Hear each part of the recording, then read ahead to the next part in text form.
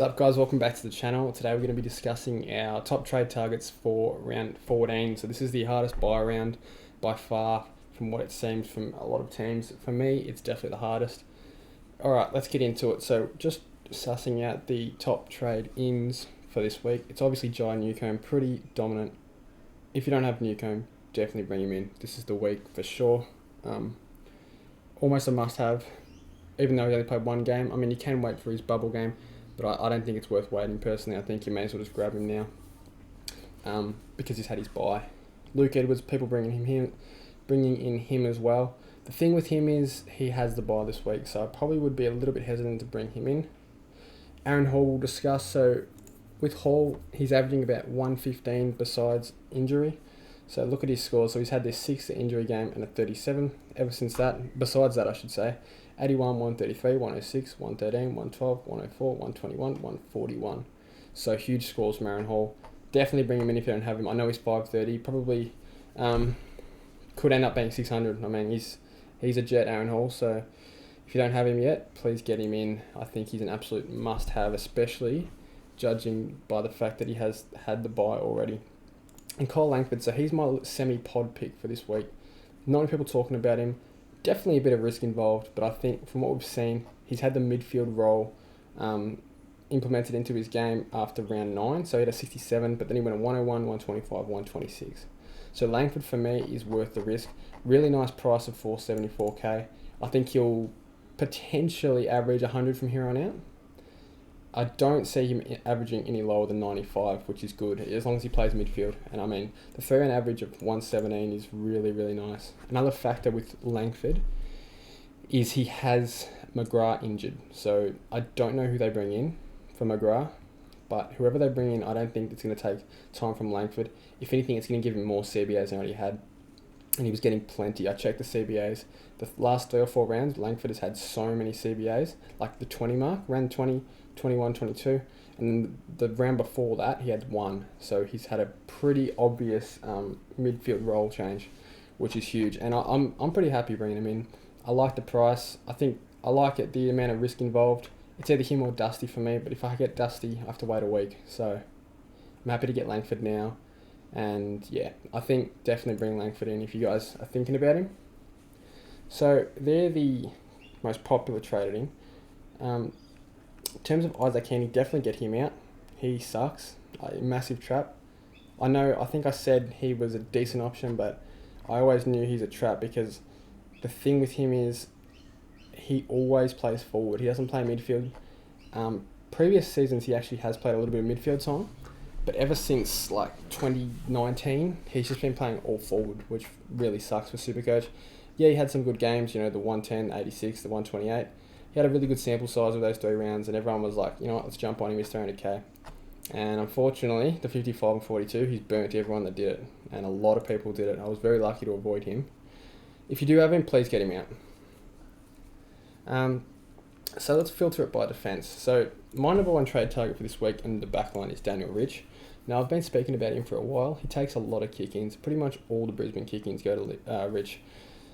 Doesn't go too low either. So the 98, 89, 113, 94, 138, 91, 103, 123, 99, 122, 113, 72 of round 1. I don't even know if he had a kick-in roll back then, but ever since that 72, he's gone really, really nicely. Definitely someone I want to complete my defence with, and I think he should be in most teams' defences. I think he'll probably finish potentially top 6. Yeah, well, he's 6th at the moment, so pretty confident he'll finish top 6. Callum Mills is someone we probably need eventually, but he has the bye this week, so don't worry about him. In terms of other options, Sam Doherty's not a bad choice.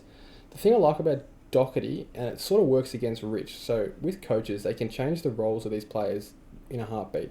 Rich could come out next week and not take any kick-ins and score 50, and that's what really hurts. The thing with Doherty is he doesn't actually take any kick-ins, and if he takes any, it's like 2 a game. I don't even know if he gets that, but I barely see him taking kick-ins, and he still averages 101. So it shows us he's got the scoring potential without the kick-ins. Players like Ridley, I don't know if they have the scoring potential without kick-ins, and that's what really hurts us with him. We'll talk about Ridley. So yeah, he has lost the kick-in role. I personally would not be bringing him in at 460k. I need to see his role change back to what it was first, and then he's a 600k player. I mean, obviously he was averaging 120 until he got injured. So I'm not sure why they're letting Mason Redmond take the kick-ins, but when it comes to kicking, I think Ridley's the best kick in the team, one of the best kicks in the comp. 64 and 80 the last 2 rounds. Definitely don't bring him in. We'll talk about Tom Stewart. So if you don't have Stewart, this is a nice price to get him. I think you'll probably hover around that. Give or take maybe 20k. He'll be floating between about 510 to 550, I think. He can have some lowish scores, but his low scores are like high 80s and 90s. So his last 2 rounds have been stellar, obviously. I don't think he's had any role change, but he's just played some really good games. So definitely bring Stewart in if you don't have him. I think most teams have him now, 31%, yeah. He's already had the bye as well, so like I said, all these players that have had their bye are just gold at the moment. Jack Bowes came back with a 75, not great. That's pretty much it for the back line. Dan Houston you could take a punt on. He's discounted for sure. Break even of 50. Just a 49. I mean, he's just got burn. He's got trap written all over him. Like, yeah, I don't like it. Whitfield really didn't set the world on fire. Break even of 109. I definitely need to see more from him. I don't know if he's fully fit. Just couldn't get near it on the weekend, and it's usually racking the pill up for him is usually his bread and butter. So, not sure what happened to him, but yeah, definitely not a good game for Whitfield. That's pretty much it in terms of the trading targets on the back line. I wouldn't touch McAvoy or Giath. I know Giath finally came good. Friggin' week I traded him out, or the week after I traded him out. But Giath, don't trust him. Won't be a top 10 defender. Let's move on to the most prized position in SuperCoach, and that's the midfield. So McRae and Bontempelli go hand in hand. They are both unbelievably good options, probably number 1 and 2 options. It's kind of funny how Dunkley, McRae and Bont are all the highest average. But yeah, as for Bont, 680k, that's the only thing about him is the price tag. It's almost risky to trade him in. As safe as he seems, it almost is risky to trade him in. He could have a few games where he gets tagged and just the price drops big time. So like against Geelong, I reckon O'Connor might go to him. West Coast could bring in Hutchings. Hutchings has been playing well in the Rezzies, so I'm not sure what happens with that. And then North, they probably don't tag him, but yeah, that's the thing with Bont. He attracts so much attention. In my opinion, he's the best player in the competition, quite clearly. And I think he should be tagged every week if oppositions want to stand a chance against the Bulldogs. And with McRae, like, he's just a lock. If you don't have him, you need to find a way to get him in. I think he's a tiny bit safer than Bontempelli, just because he doesn't get anywhere near the amount of attention from opposition as Bont. Cam Guthrie, we'll talk about him. So he's got the break over 132, averaging 120. I think he's a great option. I just need to see some fitness from him. I'm not sure what happened last week with him. Plays the Bulldogs, Brisbane and Essendon, so he's got 2 hard games, and then Essendon should go big against them. Should go big against Carlton, Freo. Freo might get tagged, probably not with Danger back in the side. Richmond will go big, North will go big, GWS probably, no, he won't get tagged. That's one thing I like about Guthrie is, now that Danger's back in the side, he probably won't get any attention from opposition, but however, that also means he might drop his scoring because Danger's taking points. So I'm not sure about Cam Guthrie. The initial hindrance on my selection of Guthrie was the fact that Danger was going to come back eventually and probably affect his scoring. I know when Duncan came back, he didn't really affect Guthrie, which is good. But yeah, I'm not sure about Dangerfield and how he affects Guthrie. So maybe wait and see. We want to see a few games from them. Jared Lyons, 613k with a break-in of 158. I really like him as well. So all these 600k players, they're uber primos, and I think they're worth bringing in and paying up for because they're just so safe. Like Lyons has gone under 100 once all year. Still so underrated. Only in the 6% of teams.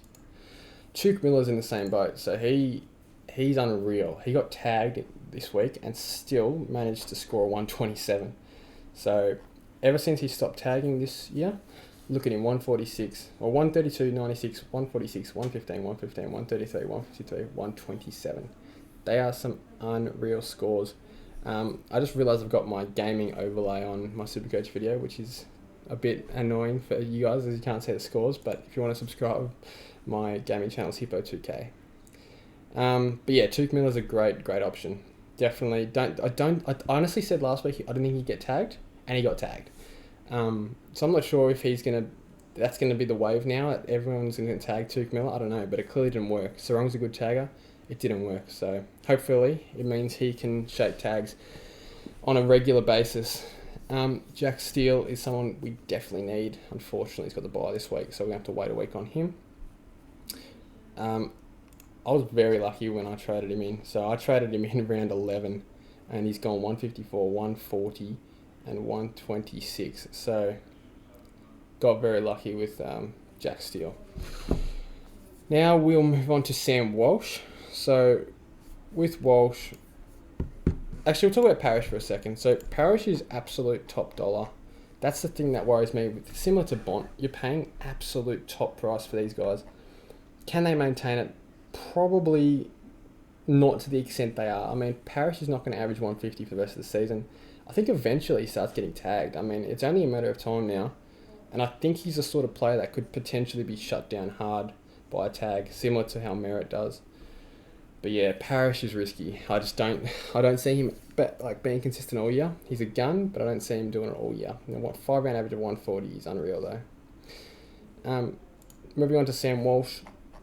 So Walsh is really good price. The only thing about him is he has the De Boer tag this week. I think De Boer will go to him pretty hard. I think it'll be a full shutdown role. No, half tag sort of thing. I think it's going to be a hard shutdown. So let's hope Sam Walsh can shake it for my sake, because I've got him, and 28% of SuperCoach also have him. So fingers crossed. But I probably wouldn't bring Sam Walsh in this week, even though he has a great price. Zach Merritt's someone I would definitely bring in at that price. Really discounted, averaging the 111. Could genuinely average 120 from here on out. So Merritt's a great option. Boak, probably not. A decent option, but probably not. Duncan, I think he tends to have quiet second halves. Like last year, he had a really poor second half of the year. So I probably wouldn't bring him in. Zorko suspended, the little prick. So Tom Mitchell is the last one we're going to talk about in the top. Actually, no, the second last. We're going to talk about in our top targets. So he looks like he's back to his best. 142, 88, 134. Bit of a roller coaster. He's similar to Patrick Cripps of a few years back, where he would go 150, 70, 150, 170. So he's gone 147, 76, 142, 88, 134. So if you're judging by the pattern, he's going to have a poor week this week. But I think against Essendon he'll go big. Yeah, I don't know. We'll see. But for me, Tom Mitchell is a good option. I would bring him in. If I was looking for a midfielder around this price, I'd bring him in. If you have a little bit more money, I'd bring this guy in, Josh Kelly. So ever since he's moved back into the midfield, 129, 111, 132, 102, 122, 147. Should have actually had a bigger score than that. He was flying through the game, had a quiet fourth. But yeah, Kelly, all he needed was the role. I don't know why it took Leon Cameron so long to work out that he was a gun midfielder. I mean, he's on a massive contract for a reason. You'd think the senior coach would know how talented he is, but definitely underappreciated Josh Kelly.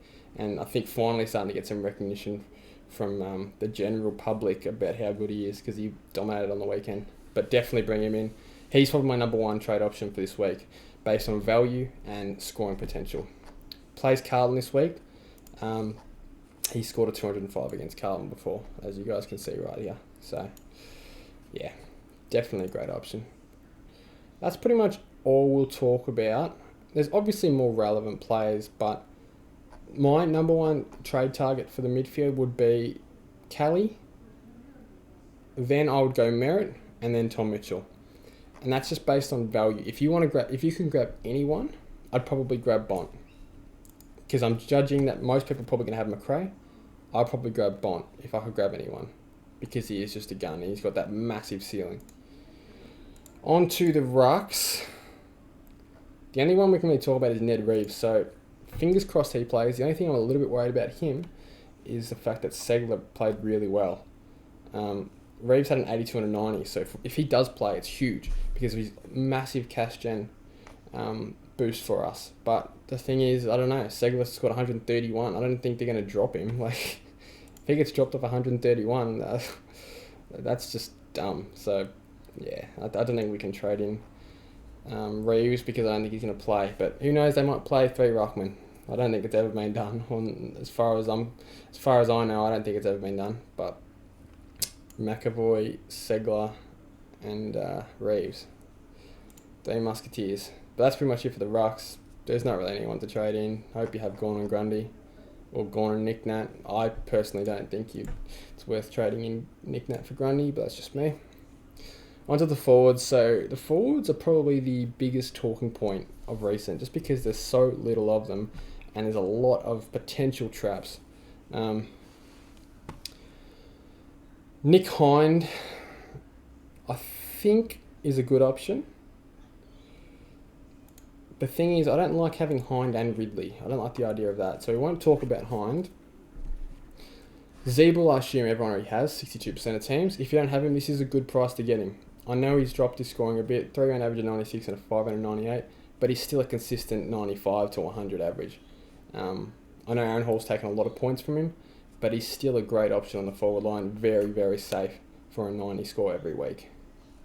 Zorko, obviously don't bring him in because he's had the suspension. Butters will definitely look at if we have a forward spot come when he gets back. I think he's still a few weeks away. Bailey Dale, so he's probably the best option. I don't like his price. That's the only thing. For his average, I don't like his price. I know he's in some great form with a 3-round average of 116. I'm pretty sure he had a massive game in that 3-round average though. Yeah, the 152. But he's still very consistent. Besides the 61 and the 72, he's gone 89, 95, 84, 129, 112, 91, 85, 152, 102, 96. So he's a good option. Probably going to be top 6. But it's just a matter of who you want to leave out. Because for me, I'm leaving out Chai Bolden and Dustin Martin. It's risky, I know. But I'm going to wait for Dangerfield to be F6 and bring in Langford this week. So with Dusty and Bolton, I think they're both really good options on the fact that they're going to win most weeks. They're getting all their players back. They're coming right back into form now. The thing with Dusty is we know he can go quiet and just go a bit missing. And I don't know, sometimes you question how much he actually wants to play. But the thing is, he's scoring really well. I mean, his last 5 games, he's had, 110, 102, 95, 86, 121. So, yeah. He's a superstar, no doubt about it. But, yeah, if he didn't have the bye this week, I'd bring him in instead of Langford, just because he's safer. But he's got the bye this week. And then with Bolton, the thing with Bolton is you just don't know. Like, what if he stops kicking goals? What if he goes back to the role he had at the start of the year when he was scoring 85, 88, 29? I mean, I don't see it happening, but yeah, I don't know.